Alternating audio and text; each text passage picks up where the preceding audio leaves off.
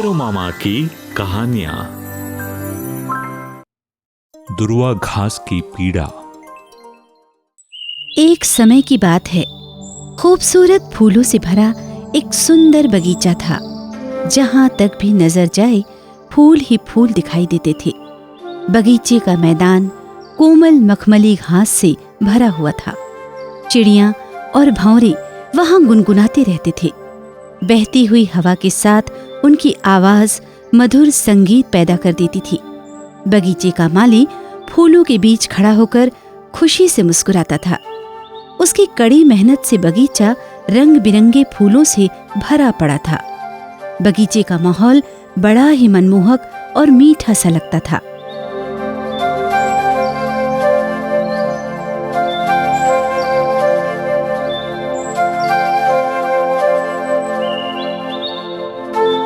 बगीचे का माली बहुत आनंद के साथ वहां टहलता था।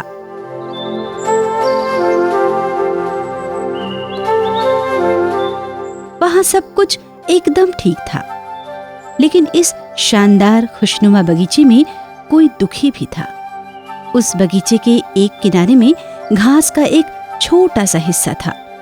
उस हिस्से में घास रो रही थी, क्योंकि वो बगीचे के शानदार घास के मैदान का हिस्सा नहीं थी। वो एक किनारे में ईंटों के बने एक घेरे में रहती थी। उसे लगता था कि वो इस सुंदर बगीचे से अलग थलग है।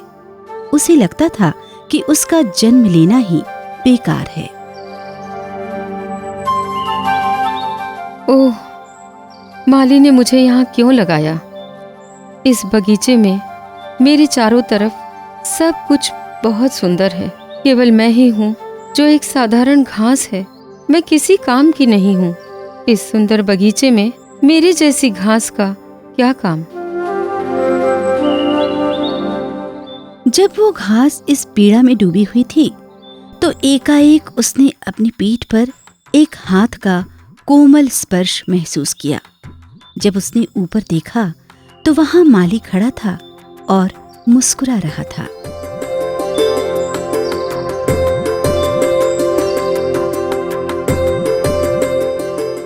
तुम इतनी दुखी क्यों हो मेरी बच्ची? मेरे जीवन में आखिर बढ़िया है ही क्या? इस बगीचे में सब कुछ बहुत सुंदर और शानदार है।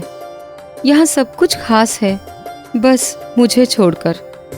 देखिए, मैं केवल साधारण घास हूँ। मेरे पास कुछ भी खूबी नहीं है। मेरी प्यारी नन्ही घास, ऐसा मत सोचो। तुम में तो वो बात है जो किसी और में है ही नहीं। आप सिर्फ मुझे खुश करने के लिए ऐसा कह रहे हैं? अरे नहीं नहीं दुर्वा, मैं बिल्कुल सच कह रहा हूं। आपको मेरा नाम पता है? बिल्कुल, मैंने किसी विशेष मकसद से तुम्हें यहां लगाया है। आज गणेश चतुर्थी है। आज के दिन भगवान श्री गणेश जी की पूजा होती है। क्या तुम्हें पता है कि गणेश जी को दुर्वा बहुत पसंद है? मैं आज तुम्हें यहां से ले जाने आया हूं और फिर तुम्हें भगवान गणेश को अर्पित करूंगा। एक पल में ही दुर्वा के लिए दुख और पीड़ा से भरा वो दिन खुशियों में बदल गया। दुर्वा, याद रखो, मैंने तुम्हें किसी खास उद्देश्य से यहां लगाया था। यदि मुझे किसी और फूल या पौधे की आवश्यकता होती तो मैं उसे आसानी से लगा सकता था, लेकिन मुझे तुम्हारी जरूरत थी दुर्वा। अपनी तुलना दूसरों से बिल्कुल मत करो। इस बगीचे में जो कुछ भी है उसका कुछ न कुछ उपयोग है। अब अपने आंसू पोंछ लो और भगवान श्री गणेश जी के चरणों में पहुंचने के लिए तैयार हो जाओ। ये खुशी के आंसू हैं।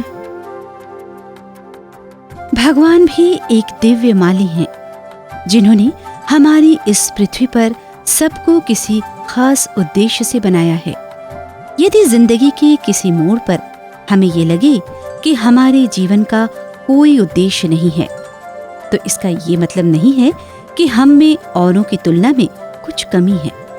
मानव जन्म पाए हुए हम सभी का लक्ष्य एक ही है, और वो है अपनी दिव्यता को पहचानना, इसके लिए सबका अपना अपना तरीका है, अपना अपना रास्ता है और अपना समय आने पर अनुभव भी हो जाएगा।